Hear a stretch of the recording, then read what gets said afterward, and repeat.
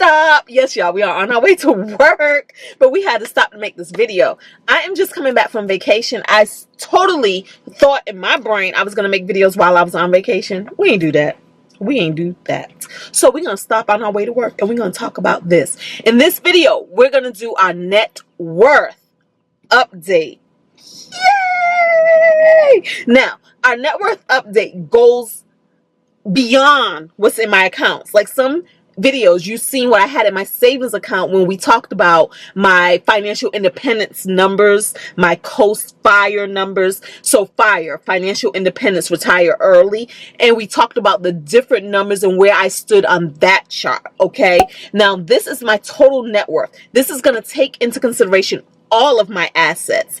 I choose to calculate, because when you do your net worth, you can choose what numbers you want to beat in on, what you want to hone in on. I choose to look at my property, my car asset, just to watch the rise and the fall of your depreciating asset, which will be a car. This is why you don't really want to invest a lot of money into buying a vehicle. It's just, yeah, we need something to get us from point A to point B, but the question becomes, should we do that as financially responsible as possible? Like, what do you need? What are your requirements do you need to get the job done? The job being get from point A to point B. And how much money are you willing to invest in that? Because this money, this is never going to increase your bottom line unless you are, I don't know, finding other ways to make your car experience a little more financially creative, in like doing Ubers or DoorDash, like, you know, something to offset something. So it's something to really think about, right? So I look at the cars because we're going to look at the fall of my asset. And I also look at what's in my savings and investment accounts. So those are the three areas, because I lumped savings and investments together. So the three areas: property, cars, savings and investing. Okay. And when we add all of that stuff up and then we subtract what we owe, our debt, what we get, the total we get from that is what is going to be our net worth. Okay.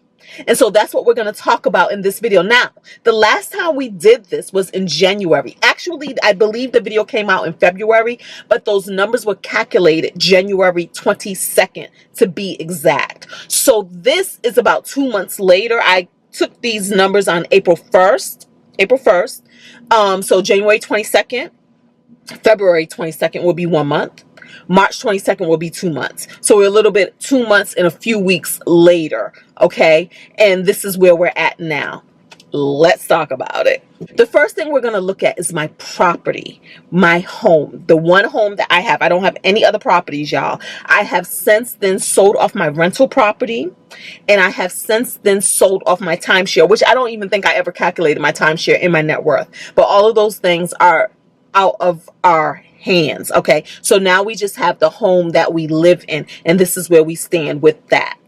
So on the property, according to Zillow.com, I try to gather my numbers from the same places so that we're working with the same sort of variables, numbers. So I can't say, well, this month I gathered it from this place, and then the next month I gathered it from another place. No, we keep our constants the same. Okay. Okay. So the last time we did this for the property, it was worth $949,300. Currently, it is worth $991,400. I still owe $149,700. This gives my home's value after we take away what I owe from what it's worth, $841,700. In 2 months, this is an increase of $45,700. And what this also means is, because those seasons are changing, it's about to become spring and summer, or is it already spring? But what this means is that people are back in those streets. They're looking for homes, and homes are selling again. And this is what is contributing to the bottom line of what my houses owe. Yes, we already know that until you sell a house, that these numbers are just theory, and that's okay, because in this theory, this is what we're using just to kind of see where we stand. Okay, this is the evaluation we're giving ourselves. I'm just sharing with y'all transparently the numbers, because when you see somebody out there rich and famous and they tell you this is what their net worth is, it's all an evaluation. It's what somebody gave an assignment to what they value their properties to be worth, their businesses to be worth, their companies to be worth, all of that stuff. Okay, and yes, we know until the money's in the bank, it's all theory. It's all theory. It's okay. It's okay. All right, so this is where we're at with that. Now let's take a look at the cars. Let's take a look at the vehicles. We have two cars. So, all right, first car, Mitsubishi. Sitting in my garage, ain't doing nothing. We're thinking about making it a project because, you know, as human beings, we always want something to do. Or we probably should be doing something else. But I'm really thinking about it, putting the car back together, possibly renting it out to student interns, or just possibly just having a fun little project. And so I give this car a value of $500 simply because when we look at Kelly's Blue Book, it actually gives it a little bit more of a value, but it's all fine and dandy. I'm just keeping it at a constant $500. Okay. Now let's talk about this Tesla, the car that we're in right now. The last time we did this, it was valued at $15,832. Currently, its value on Kelly's Blue Book is $13,660. This gives us a total value in cars of $14,160. Y'all, this is a decrease of $2,172. But it's okay. It's okay, because now we're going to move on and talk about savings and investments. Now, while I track these numbers, I track them separately. But for the purpose of this video, we just combine all of the things and we present it to you. All right, let's talk about it. The last time we did this, in my savings and investment accounts, we had $609,395. Currently, we have a total of $654,870. This is an increase of $45,475 in 2 months. 2 months.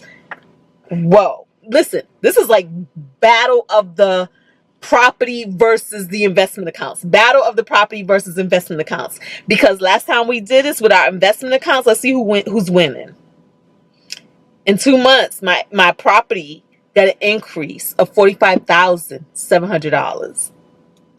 $45,700, and then my savings and investments got an increase of $45,475. Just a few hundred short of each other.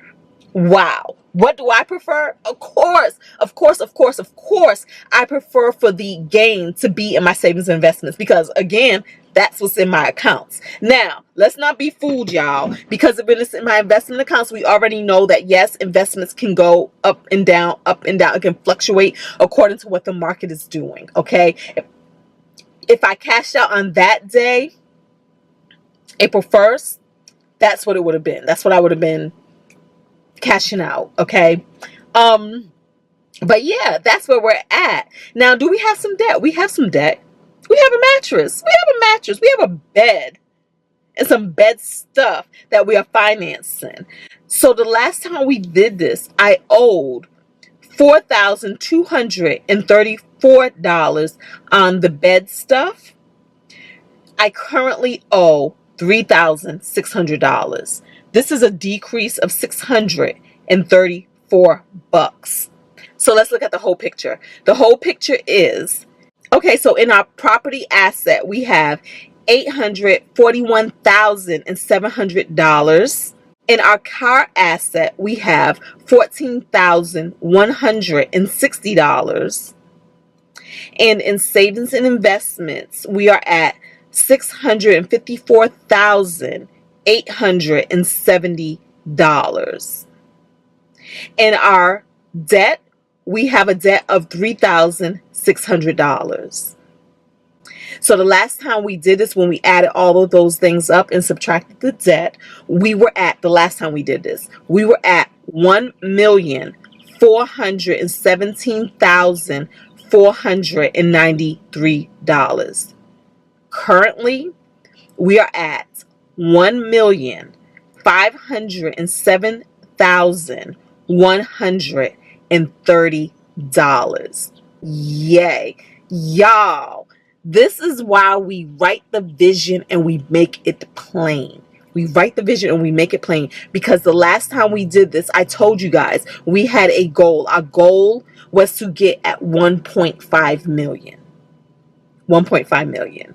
Y'all, in 2 months. Last time we did this, January 22nd, we were $82,507 away from achieving that goal. $82,000 away from achieving that goal, okay? 2 months later, it's like, what? My property stretched just so we can meet. I didn't even look at it. I didn't realize. I didn't know where we were going to stand in 2 months. So our property stretched $45,000. And our savings and our investments increased by $45,000. 2 months. This meant that in 2 months, our numbers increased by $89,637 in 2 months. This put us over our goal, $7,000 over our goal of 1.5 million. Wow. 2 months. 89,000 gained. The last time in 5 months, we increased it by 82,000. So 5 months it took to make 82,000. This time, 2 months made 89,000. Now, yes, that number is probably going to fluctuate. I feel like it's going to fluctuate because I feel like that increase of 45,000 in properties, I don't think that that's going to stand. I think it's going to fluctuate. It's going to go back down again. We'll see. We'll see when we do this again, but that's my prediction. But until then, where we currently stand right now, we are at 1.5 million. So guys, this means that it is time for us to come up with a new bench goal. And my new bench goal is to finally be a multi-millionaire. Okay. A multi-millionaire. So this means our new bench goal is $2 million net worth. That's what we're looking for. That's what we're reaching for. I'm not even going to say that's what we're working for, because honestly, y'all, I'm not going to do anything any different. We're just going to we're going to be consistent. We're going to consistently do what we've been doing. And that is putting our money into investment accounts. That is saving money. That's saving more than we spend. And that is paying down debt. But we only got about $4,000 worth of debt. So that's not a big situation. But the main important thing for me is I'm going to continue to live a balanced life. I'm going to continue living my life, enjoying my life while being responsible. But I'm not chasing the numbers. I'm really not chasing the numbers. I'm not the person. You're not going to find this channel or me to be the person that just sacrifices everything, gives up everything to be frugal just to achieve a number. No, this is fun and budget. This is about living a fiscally balanced life at whatever level you're at, because we're all at different levels. So there's some of you guys who can play harder than me, who can spend more than me, and who can save more than me. And then there's some of you guys who is going to look a little different than that. And that is fine. It's all about being where you are. This is not about comparison or being in a race or competition with anybody, but it is about holding yourself accountable. Because honestly, if you're doing some BS out there and you ask me about it, I'm going to call it for what it is. I'm not coddling. I'm not a coddler. Ask my son. It is what it is. I don't coddle. So if you want real deal, raw, authentic advice, you can talk to me. I'm your girl. I can have some empathy. I can show you something, but I'm going to call it what it is at the end of the day, because the bottom line is sometimes our behavior has to change. Our mindset has to shift for us to really make gains. Okay. And we have to keep it real with ourselves. If you're not there yet, don't be there yet. If you're not there yet, don't go there yet. You'll be able to do it one day, but today may not be your day. And for some of us, because we talk about this in other videos, some of us have been super aggressive savers and we have been too frugal, and we have to give ourselves permission. It's okay. It's okay to go out in this world and play at your level. At your level. Okay? So that's where we're at right now. Thank you all. Let me see. I think I got all of the things. I think I got all of the things, y'all. We are now on the road to being multi-millionaires. Okay? Thank y'all for being here. Until the next video, let me get my butt to work. Okay, it's 7:30 a.m. We're doing good. 7:30 a.m. Working 10-hour day today. I said I was gonna be to work by 8. So I'm still on track. I'm still on track. So thank y'all so much for being here. See you all in the next video. Thumbs up. Talk to me in the comments. Subscribe. I cut my finger. This is my wound from snowboarding in Montreal, in Mont Tremblant this weekend. Yesterday. I think I did this yesterday or the day before yesterday. So that's what that is. But thank y'all for being here. Peace.